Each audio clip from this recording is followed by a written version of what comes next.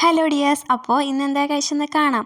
രാവിലെ തന്നെ ഒരു ഗ്ലാസ് ചായയിലാണ് എൻ്റെ ദിവസം തുടങ്ങിയത്. രാവിലെ ചായ കുടിച്ചതിന് ശേഷം ഞങ്ങൾക്ക് ഇഡ്ഡലിയായിരുന്നു, ഇഡ്ഡലിയും സാമ്പാറും. ഇപ്പോൾ കുറച്ച് ദിവസം കൊണ്ട് സാമ്പാറും ഇഡ്ഡലിയും വീട്ടിൽ കിടന്ന് കറങ്ങുകയാണ്.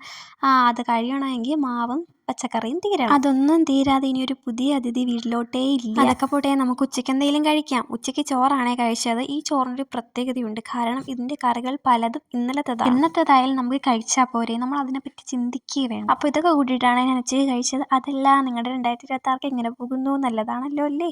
എൻ്റെത് അങ്ങനെ തന്നെ പോകുന്നു. നിങ്ങൾ കാണുന്നുണ്ടല്ലോ, കഴിക്കുന്നുണ്ട്, കുടിക്കുന്നുണ്ട്, കിടക്കുന്നുണ്ട്, ഉറങ്ങുന്നുണ്ട്, എല്ലാം നല്ല ക്ലിയർ ആയിട്ട് നടക്കുന്നു. ഇനി ഒരു ജോലി കൂടി വേണം, അതുകൂടിയായ പെർഫെക്റ്റ്. വിഷയത്തിൽ നിന്ന് ചെറുതായിട്ട് ഞാൻ വഴുതി മാറിയോ എന്നൊരു സംശയം എൻ്റെ മനസ്സിലില്ലാതില്ല.